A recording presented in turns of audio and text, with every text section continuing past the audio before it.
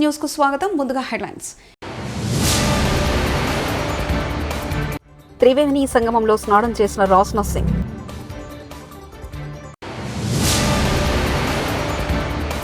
స్వచ్ఛ దివస్ లో పవన్ కళ్యాణ్ కీలక నిర్ణయాలు. ఎన్టీఆర్ ఆశయ సాధనలో అనుక్షణం పనిచేస్తాం సీఎం చంద్రబాబు. క్షమాపణలు చెప్తే సరిపోదు, జేసీ ప్రభాకర్ రెడ్డిపై న్యాయ పోరాటం చేస్తా మాధవ్. ప్రపంచంలో అతిపెద్ద ఆధ్యాత్మిక ఉత్సవంగా ప్రయాగ్రాజ్లో జరుగుతున్న మహాకుంభమేళా 2025లో కేంద్ర రక్షణ శాఖ మంత్రి రాజ్నాథ్ సింగ్ శనివారం నాడు పాల్గొన్నారు. గంగా, యమున, సరస్వతి నదుల సంగమైన త్రివేణి సంగమంలో పవిత్ర స్నానం ఆచరించారు. గంగా హారతిలో పాల్గొన్నారు. గత 6 రోజులుగా జరుగుతున్న ఈ మహోత్సవంలో ఇంతవరకు దేశ విదేశాలకు చెందిన 7.3 కోట్ల మందికి పైగా భక్తులు పవిత్ర స్నానాలు ఆచరించారు. స్వచ్ఛంద స్వర్ణాంధ్ర కార్యక్రమంలో భాగంగా పరిసరాలను పరిశుభ్రంగా ఉంచుకోవాలని ఏపీ ఉప ముఖ్యమంత్రి పవన్ కళ్యాణ్ సూచించారు. ప్రతి నెల 3వ శనివారం స్వచ్ఛంద కార్యక్రమం నిర్వహించాలని కేబినెట్ నిర్ణయం తీసుకుందని పవన్ కళ్యాణ్ తెలిపారు. నంబూరులో శనివారం స్వచ్ఛ దివస్ కార్యక్రమం జరిగింది. ఈ కార్యక్రమంలో డిప్యూటీ సీఎం పవన్ కళ్యాణ్, మంత్రి నాదెండ్ల మనోహర్ పాల్గొన్నారు. పారిశుద్ధ వాహనాలు జెండా ఊపి ప్రారంభించారు. కంపోస్ట్ యంత్రాలను పవన్ కళ్యాణ్ పరిశీలించారు. ఈ సందర్భంగా పవన్ కళ్యాణ్ మాట్లాడుతూ పరిశుభ్రత కల్చర్ అవ్వాలన్నదే సీఎం చంద్రబాబు ఆలోచన అని చెప్పారు. చెత్త ఎక్కడ పడితే అక్కడ పడేయకూడదని అన్నారు. చెత్త నుంచి సంపద సృష్టించవచ్చని పవన్ కళ్యాణ్ తెలిపారు.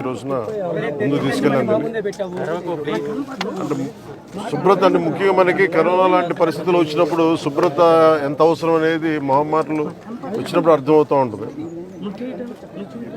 ఒకవైపు 2047లో అద్భుతంగా భారతదేశం ముందుకెళ్ళాలి, ఆంధ్రప్రదేశ్ ఎదగాలనుకున్న దాంట్లో చాలా కీలకమైంది పరిశుభ్రత. ఆ పరిశుభ్రతని కల్చర్ అవ్వాలనేది ముఖ్యమంత్రి గారి ఆలోచన. ఇది కేవలం ఒకళ్ళిద్దరు చేసి క్లాప్ మిత్రాలు లేదంటే మనం మన చెత్తను బయటపడేయటం కాదు. బాధ్యతగా ప్రతి ఒక్కళ్ళు కూడా సోర్స్ నుంచే దాన్ని సపరేట్ చేసే విధానం.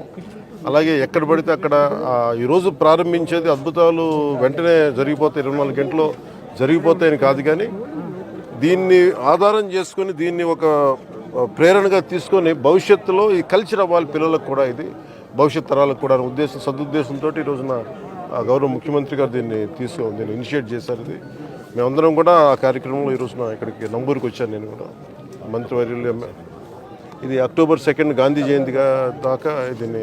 కడప జిల్లా తెలుగుదేశం పార్టీ వ్యవస్థాపకులు దివంగత మాజీ ముఖ్యమంత్రి ఎన్టీఆర్ 29వ వర్ధంతి సందర్భంగా కుటుంబ సభ్యులు, రాజకీయ ప్రముఖులు, అభిమానులు ఘనంగా నివాళులర్పించారు. కడప జిల్లా మైదుకూరులో సీఎం చంద్రబాబు శనివారం పర్యటించారు. మైదుకూరులో ఎన్టీఆర్ వర్ధంతి సభలో సీఎం చంద్రబాబు నివాళులర్పించారు. ఈ సందర్భంగా సీఎం చంద్రబాబు మాట్లాడారు. సమాజమే దేవాలయం, ప్రజలే దేవుళ్లన్న సూక్తిని తొలిసారి రాజకీయాలకు పరిచయం చేసిన మానవతావాది ఎన్టీఆర్. నిరుపేదల జీవితాల్లో సంక్షేమ వెలుగులు నింపిన మహనీయుడు ఎన్టీఆర్. బడుగు బలహీన వర్గాల వారికి రాజ్యాధికారంలో భాగస్వామ్యం కల్పించిన సమతావాది ఎన్టీఆర్. ఆశయ సాధనలో అనుక్షణం తెలుగు జాతిని నెంబర్ 1గా మారుస్తామని సీఎం చంద్రబాబు తెలిపారు.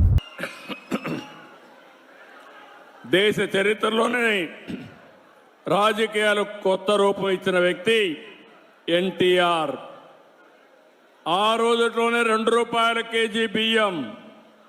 ఈరోజు దేశమంతా కూడా ఫుడ్ సెక్యూరిటీగా మారే పరిస్థితికి వచ్చింది. ఇంకొక పక్క మీరు చూస్తే ఆ రోజు ఆయన ఇచ్చిన పింఛను 35 రూపాయలు, ఈరోజు 4,000 రూపాయలు ఇస్తున్నామంటే అది తెలుగుదేశం పార్టీ చరిత్ర. ఇవే కాకుండా పేదవాడు కూడా పక్కా ఇల్లుండాలి, గుడిసెలు కాదని చెప్పి పక్కా ఇళ్లకు నిర్మాణం చేశాడు. ఈరోజు దేశమంతా కూడా ఇళ్ల నిర్మాణం పెద్ద ఎత్తున చేసే పరిస్థితికి వచ్చారు. నదుల అనుసంధానంతోనే కరువు రహిత రాష్ట్ర సాధ్యమని ఆంధ్రప్రదేశ్ ముఖ్యమంత్రి నారా చంద్రబాబు నాయుడు తెలిపారు. పోలవరం ప్రాజెక్టు ఏపీ జీవనాడని తెలిపారు. గోదావరి నీటిని రాయలసీమకు తరలిస్తామన్నారు. కడప జిల్లా మైదుకూరులో ఇవాళ శనివారం సీఎం చంద్రబాబు పర్యటించారు. స్వచ్ఛ ఆంధ్ర స్వచ్ఛ దివస్ కార్యక్రమంలో చంద్రబాబు పాల్గొన్నారు.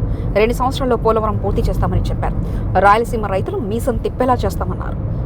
బనకచర్లకు నీళ్లు తీసుకురావడం తన జీవితాశయమని ఉద్ఘాటించారు. వెంకటేశ్వర స్వామి పాదాల వరకు గోదావరి నది తీసుకొస్తామని సీఎం చంద్రబాబు తెలిపారు.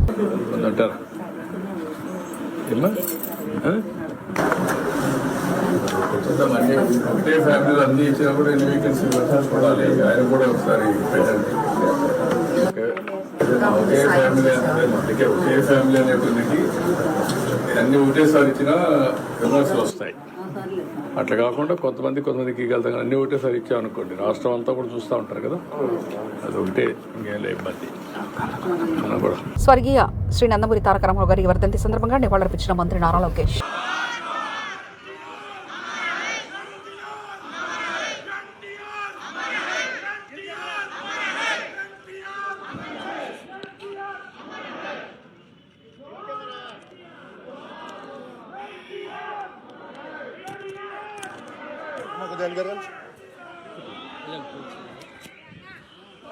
రద్దు చేస్తాం కానివ్వండి, మహిళలకి ఆస్తుల్లో సమాన హక్కు కల్పిస్తాం కానివ్వండి, ఇట్లా అనేక సంస్కరణలు తీసుకొచ్చారు అన్నా ఎన్టీఆర్.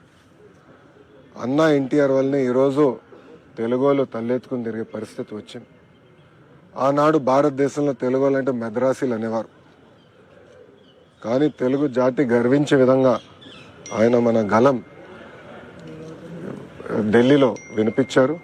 ఆనాడు ఆయన బర్తరఫ్ చేస్తే కేంద్ర ప్రభుత్వంతో పోరాడి మళ్ళీ పార్టీ అధికారంలో నిలబెట్టుకున్న వ్యక్తి అన్నా ఎన్టీఆర్. ఒక వ్యక్తితో ప్రారంభమైన తెలుగుదేశం పార్టీ ఈరోజు 1 కోటి మందితో సభ్యత్వాలు తీసుకుని నిజంగానే చాలా గర్వకారణం.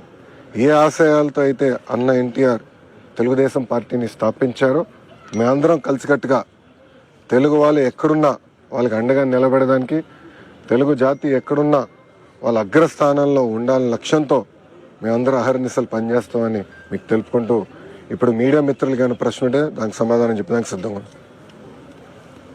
जब तक सूरज चांद रहेगा एनटीआर का नाम रहेगा.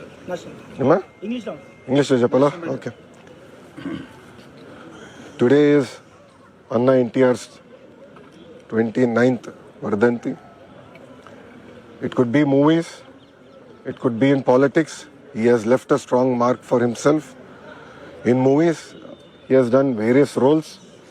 He has also done the roles of enemies to elevate, to explain to people why enemies behave in a certain manner.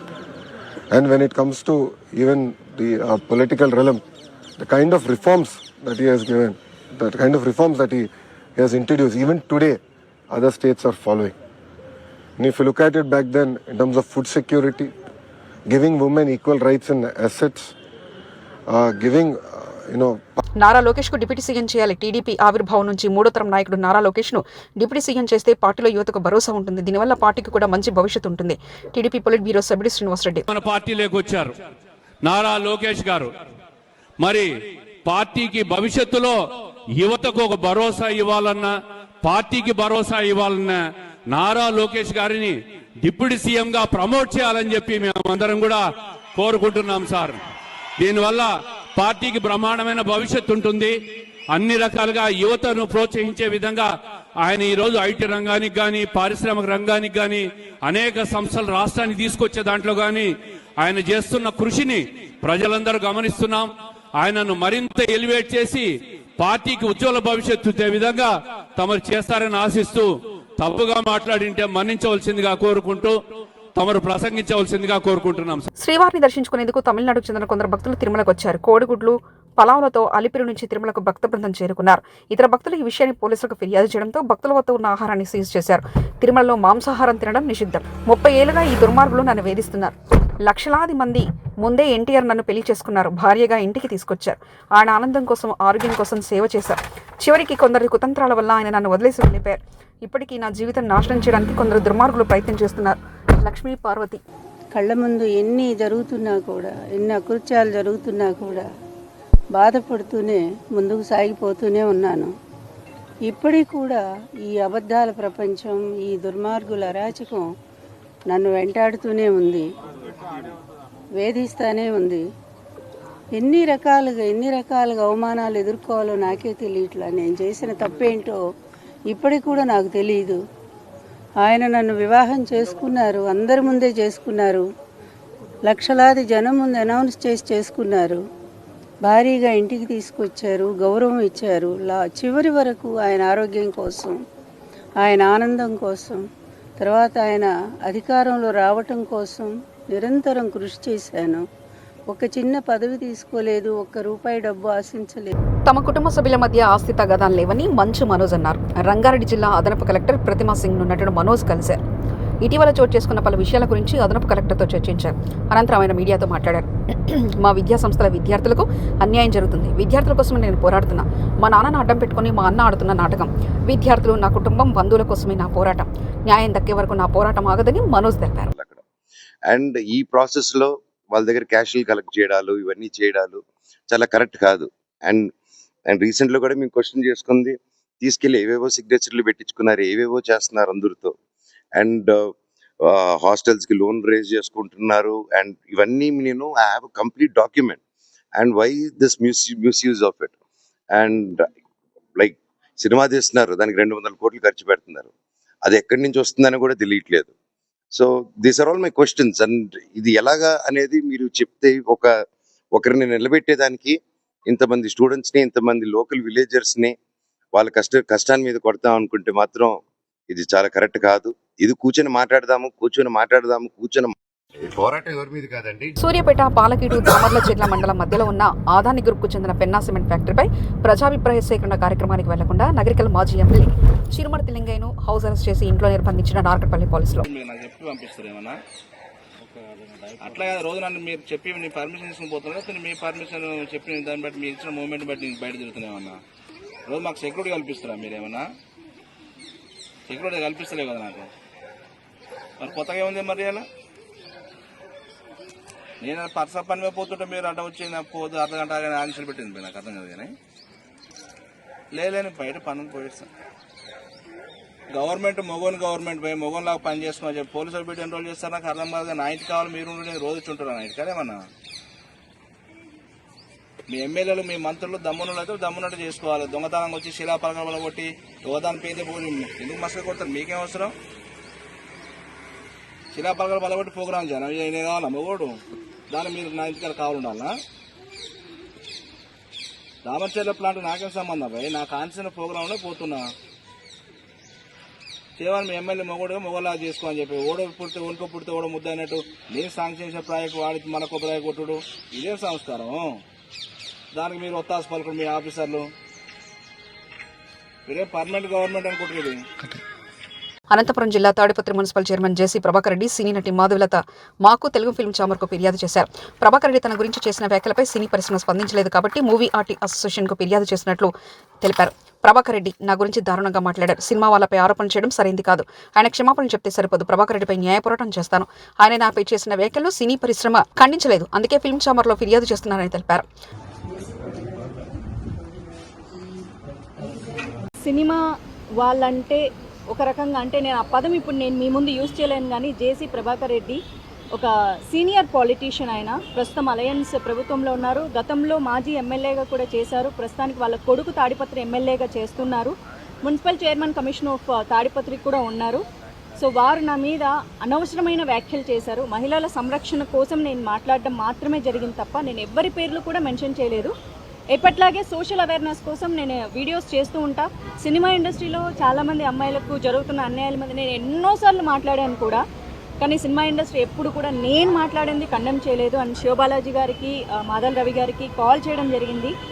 Cinema industry అమ్మాయిని అయినందుకు నన్ను పని కట్టుకొని ఇలా అన్నారు. సినిమా షూటింగ్స్లో పూలు చల్లుకోవడం వల్ల వాళ్ళు నేకెడ్గా ఉంటారు అన్న ఒక విషయాన్ని కూడా ఆయన ప్రస్తావించి బాడీ షేమింగ్ చేయడం కానీ, సినిమా క్రియేటివిటీని కించపరచడం కానీ, లేకపోతే సినిమా వాళ్ళు అంటే ఒకసారి సినిమా చేసి మానేస్తే, లేకపోతే సినిమాలు చెయ్యాలంటే కూడా వాళ్ళు ప్రాస్టిట్యూషన్ కిందే లెక్క కడతారు, లేకపోతే వాళ్ళు అదే చేసి బతుకుతుంటారు, బ్రతుకుదెరుకు వాళ్ళకి అదే బ్రతుకుదెరు అని ఆయన పదే మాట్లాడడం. క్షమాపణ 2 రోజుల తర్వాత చెప్పినా సేమ్ ఇష్యూ మళ్ళీ చెప్పారు. వాళ్ళు ఏదో బతుకుదెరువు కోసం చేసుకుంటూ ఉంటారు, కానీ నేను అనకూడదు. సో సినిమా వాళ్ళంటే ఇంకా బతకడానికి ఇంకా వేరే పనేం లేదు. నా పార్టీకి నేను సినిమా ఇండస్ట్రీలో ఈ మధ్యకాలంలో సినిమాలు చేయట్లేదు. నేను బెంగళూరులో జాబ్ చేసుకుంటూ అక్కడ బ్రతుకుతూ ఉంటే నన్ను దుబ్బాక కళ్యాణలక్ష్మి షాదీ ముబారక్ చెక్కుల పంపిణీ కార్యక్రమంలో ఉద్రిక్తత. మంత్రి కొండా సురేఖ పాల్గొన్న సభలో గందరగోళం. ఓడిపోయిన అభ్యర్థిని సభ వేదికపైకి నిలిచిన ప్రభుత్వ అధికారులు చిల్లర రాజకీయాలు మానుకోవాలని ఎమ్మెల్యే కొత్త ప్రభాకర్ రెడ్డి చేకొండ మండలం వడియారం గ్రామంలో కళ్యాణలక్ష్మి షాదీ ముబారక్ చెక్కుల పంపిణీ కార్యక్రమంలో రసాబస సభ వేదికపై కూర్చున్న ఓడిపోయిన కాంగ్రెస్ అభ్యర్థి చెరుకు శ్రీనివాసరెడ్డి చిల్లర రాజకీయాలు మానుకోవాలని, ప్రోటోకాల్ పాటించాలని బీఆర్ఎస్ ఎమ్మెల్యే కొత్త ప్రభాకర్ రెడ్డి దౌర్జన్యానికి ప్రయత్నించిన కాంగ్రెస్ కార్యకర్తలు ఇరు వర్గాల మధ్య తోపులాట.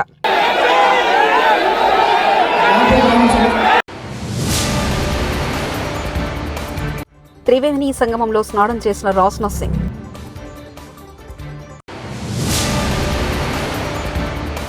స్వచ్ఛ దివస్లో పవన్ కళ్యాణ్ కీలక నిర్ణయాలు.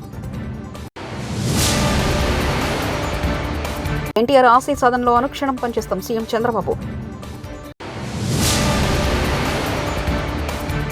క్షమాపణలు చెప్తే సరిపోదు. జేసీ ప్రభాకర్ రెడ్డిపై న్యాయ పోరాటం చేస్తా మాధవ్. ఇవి బులెటిన్ విశేషాలు.